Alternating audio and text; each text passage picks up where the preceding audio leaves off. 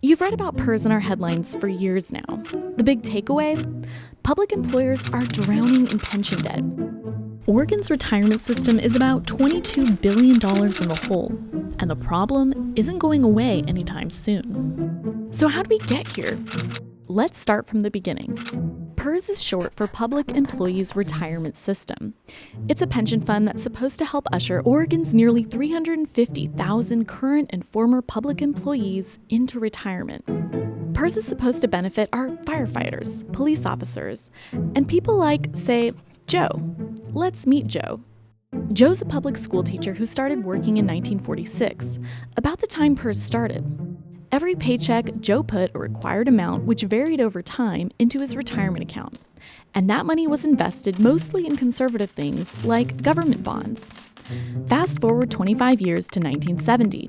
Joe retired. And according to the retirement formula in place at the time, called Money Match, Joe got back all the money he put in over the years, plus whatever those conservative investments earned on his contributions.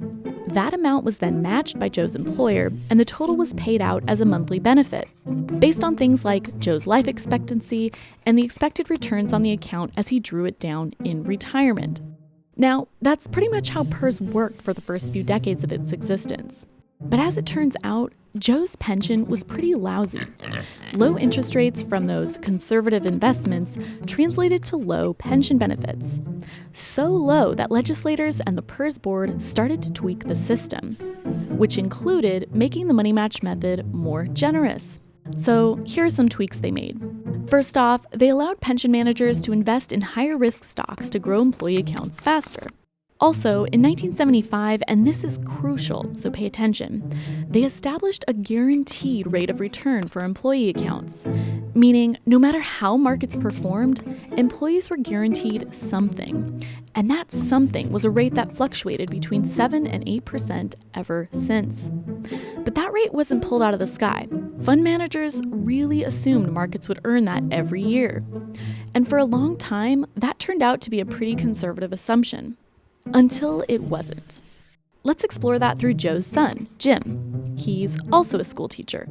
Jim starts working in 1975, and like his dad, he contributes to his pension account. But unlike Dad, that money is flowing into higher risk, higher return investments. Then from 1979 to 1999, financial markets go wild, and the value of PERS investments skyrocket. During those 20 years, the fund's returns averaged 15% annually, well past that 7 or 8% guarantee. So where did the extra go?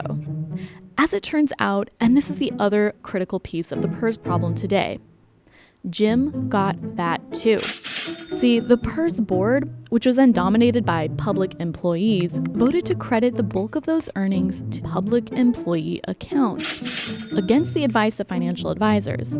They didn't set aside money for a rainy day or ask employers or employees for adequate contributions to make sure they had enough to match what would become ballooned up retirement benefits. That aside, this worked out great for Jim. He and thousands of other public employees watched their retirement accounts explode. And while Jim is jumping up and down for joy, his employer had to eventually match his beefy account.